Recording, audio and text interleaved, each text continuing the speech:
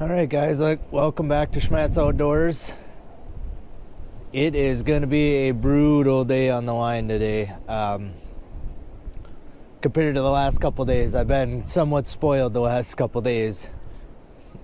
The wind is howling today. I mean, blowing. My phone said 27 when I first got up. It's actually supposed to taper off as the day goes on, but only down to like 20. So I haven't been in too big a hurry to get moving this morning. Again, let it warm up a little bit, and then maybe the wind will go down a little. I really got nothing to get ready to go today except for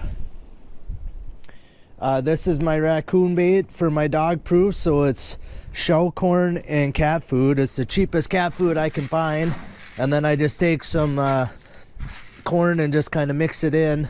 As you can see, I'm darn near completely out. We're going to fill that up probably to only about here. I don't want to make it, get it completely full. I won't be rebaiting a lot of dog proofs, I'm not going to lie. And that's been the whole season to use that much. So I've used a touch less than a gallon, I think that jug is. So, or maybe even 3/4 of a gallon is all it is. And this cat food is the same I used from last year. I buy the cheapest cat food I can find. A 30-pound bag of it, I think I paid like $11 or something for it. I don't know. It wasn't all that much. It was pretty cheap. And like I said, it doesn't have to be fancy. It's the cheapest stuff I can get. And then all I do is I actually have a paper plate here. Let's see if I can show you this quick. Just taking the lid off.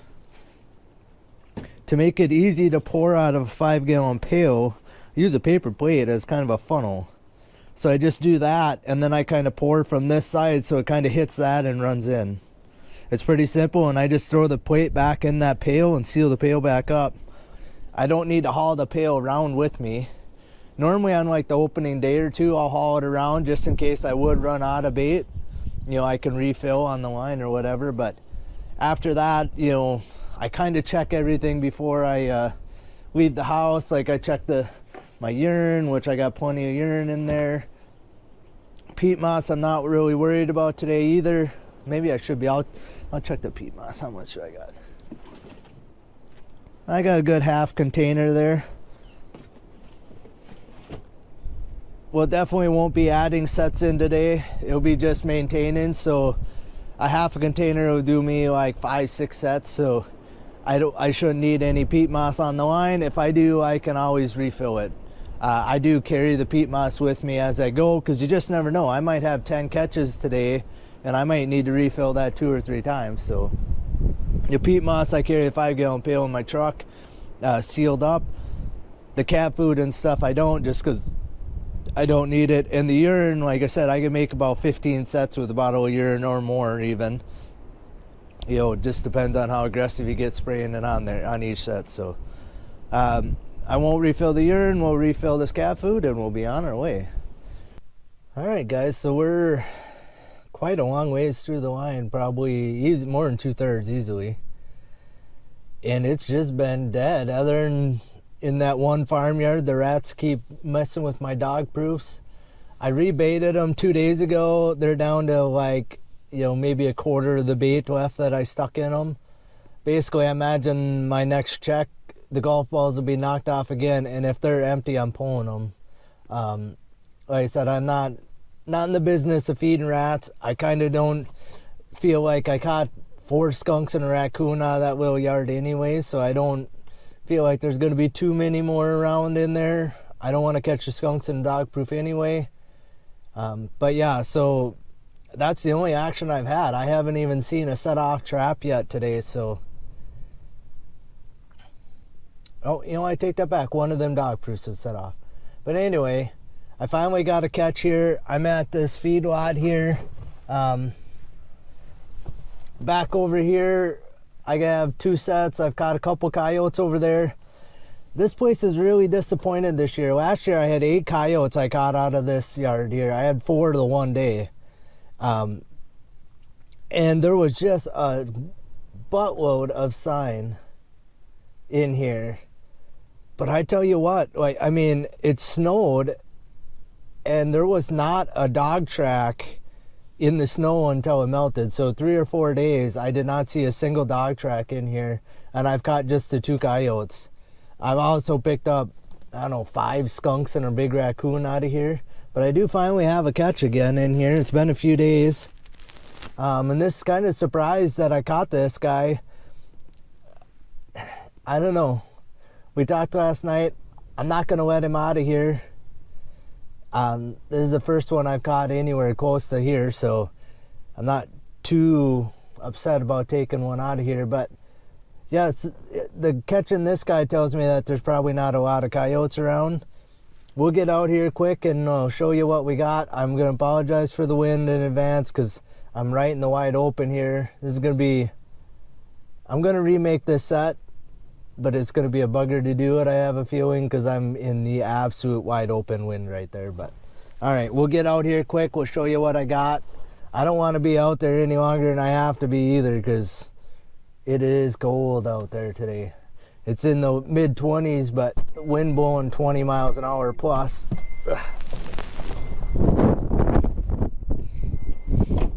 Kind of makes the wind chill. I don't even know what it is. I imagine it's probably low teens, if not in the single digits, with the wind blowing like it is.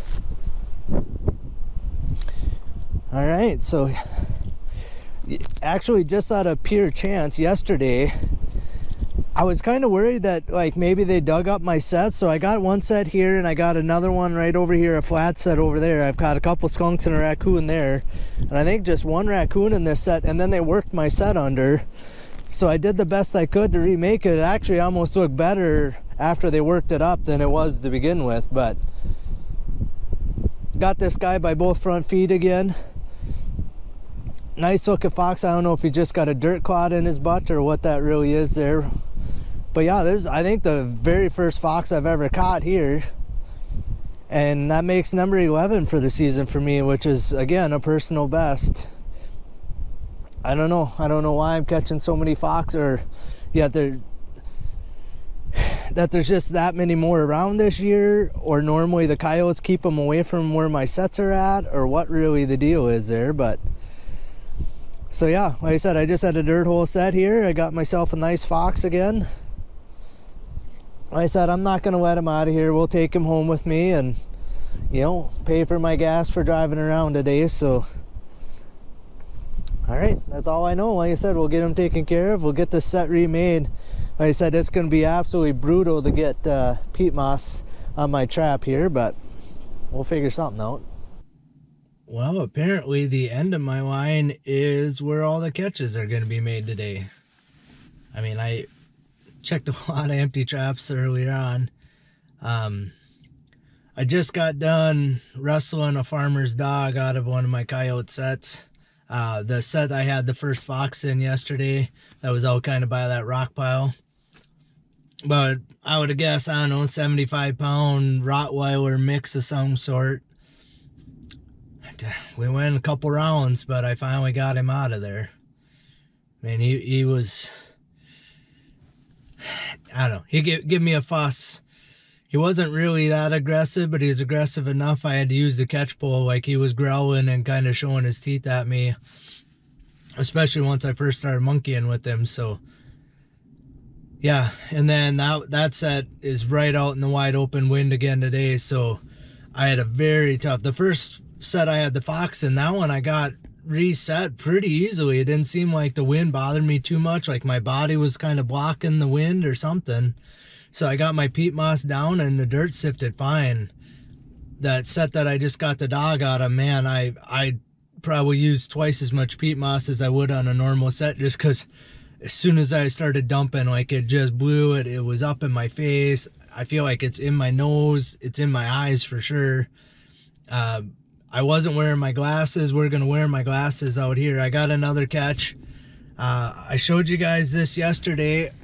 So there's the ditch kind of cuts across out there. there's a fence line runs here. This runs east and west, and then there's a little square of the CRP here that they mowed a whole bunch of it. And I have a coyote set right over here, and I had a nice big red fox in there yesterday, and I actually have a second fox in that set again today.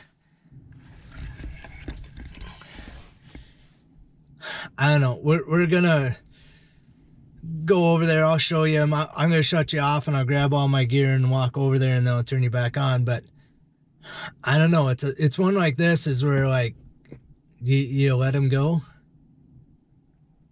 You know, I don't know. That's the 12th fox for me now this year, and I've only caught 12 coyotes this year. So I don't know. It's just getting kind of weird that I'm catching so many of it. I'm almost, like I said, like yesterday, like after I caught the second one yesterday, and I only have a little bit of my line left. I got a handful of coyote sets, and then the ones I have at home. So, man, I don't know.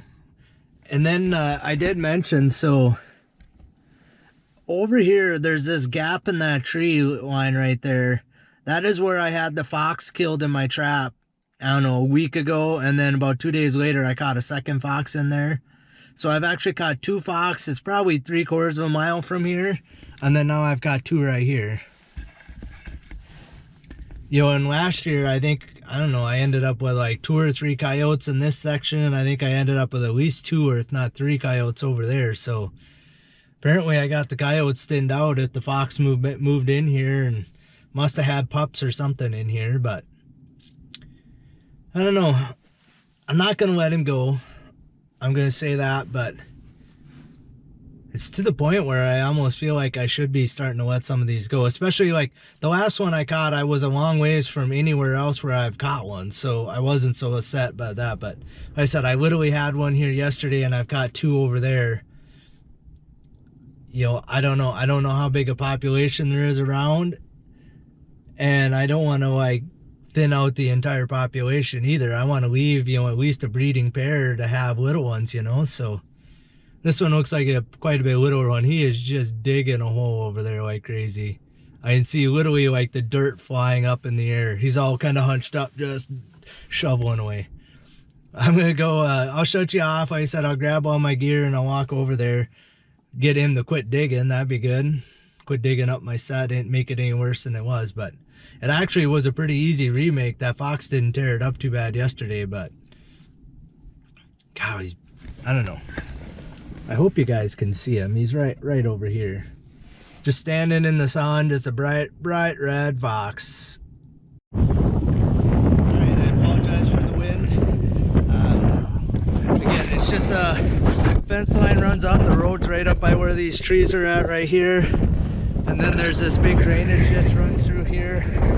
This little chunk of CRP grass. I got this nice fox. He really tore it up because there was a nice furrow. So my trap was actually in the furrow in the bottom of it. Now it's going to be a pretty flat looking set. Get in the there we go. So yeah, nice looking fox. Actually a bigger fox again. So I don't know. Well, I'm glad to have him, but then again, like I said, I don't know. I'm kind of got mixed emotion. Boy, he really don't have the frosted butt like they do. A lot of them do around here. I don't know. It's 2 fox yesterday and 2 fox again today. 4 fox in 2 days. Normally, I only catch 4 in a whole season. So, and I don't know. This makes probably like 7 or 8 now for this week. I don't know why it's waited this long into the season before I started catching them either, but I want to make one point. This set was out here, I put it out here 2 days ago. Yesterday it had a fox, so the one night, the first night had a fox, the second night had a fox. So they can catch right away, guys. They don't have to settle in or whatever. Alright guys, so not necessarily the last trap of the day, but it's going to be the last trap of the day. I got all the rest of them checked. There's nothing in them. I could see this guy here from up on top of the hill. I'll show you where I check it from, and then I have to drive like down and around in here to get down to them. But I can check them from up there, and then if I have catches, I drive down here. But we'll get out quick. We'll show you what I got. This is, like I said, going to be the last catch of the day. A little surprised I got this guy last night, but I wonder if he hadn't been fooling with me down here, whether it was him or a coyote or something else. Got caught by the back leg, which is not ideal. So what I got, I have this big ravine here, or a draw, whatever you want to call it. I have a coyote set like right up here and one around the corner. And I have a coyote set right here. I had a skunk in this like, I don't know, good week and a half, 2 weeks, 3 weeks ago, probably 3 weeks ago now. This trap was dug up the other day. It was just laid off, flipped off, setting over this way. I remade it. I could see from up on top of the hill it wasn't set, so I would come down and remade it. The next day a deer had stepped in it. You would see that deer walked right down the cow path here in the mud and walked and stepped in it, set it off. I remade it. It was dug up again the next day, so I did the best I could to get that thing solid. My trick is for a digger, for anything that keeps digging your trap up, I remake it, try to get it bedded as solid as you can.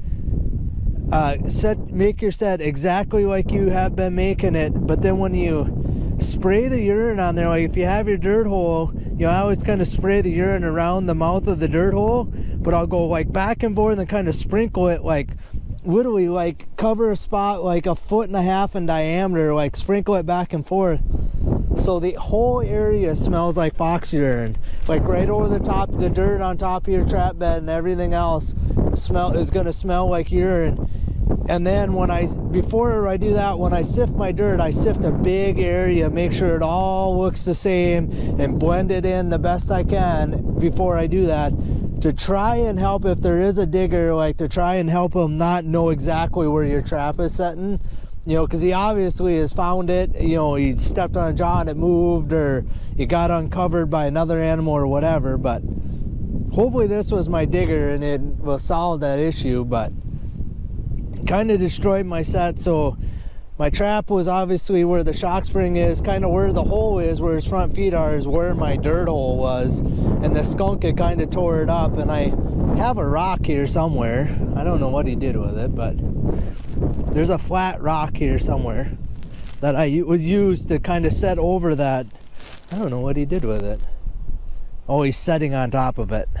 So it's kind of setting underneath, and there it is. There's my flat rock. So I kind of use that to fill it in, but I'll probably end up trying to use a bunch of this stuff as a backer now. But anyway, he's well furred. He should be about as prime as they're going to get for this time of year, or for this area anyway. All right, add another Rocky the Raccoon to the catch tool for the day. We'll get this set remade. I'm done. This is the last set, so we'll get this remade and get back to the house. It is cold.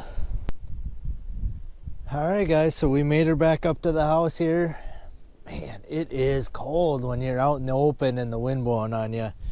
The wind blows right down that draw, so it was an interesting experience getting that set remade, especially as bad as he dug out where my dirt hole was. I actually just kind of made it a modified dirt hole, so I filled in the hole the best I could. I just laid the rock down and kind of left the hole underneath my rock, and I just stuck the bait down underneath the rock.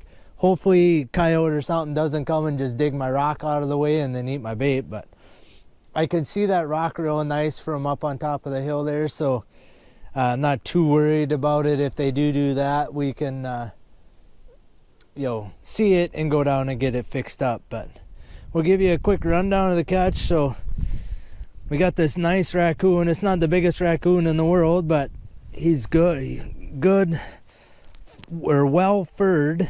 You can see how thick that is. It's about as prime, like I said, as you're gonna get a raccoon around my area here.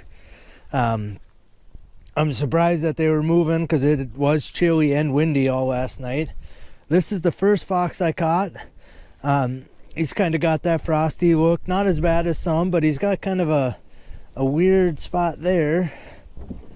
And then right here, he's got kind of a big scar, and he's missing a bunch of hair right there. So unfortunately, I mean, we'll get him skinned. I'm not worried about that, but he'll be graded damaged just because of this big, especially this big spot in the back.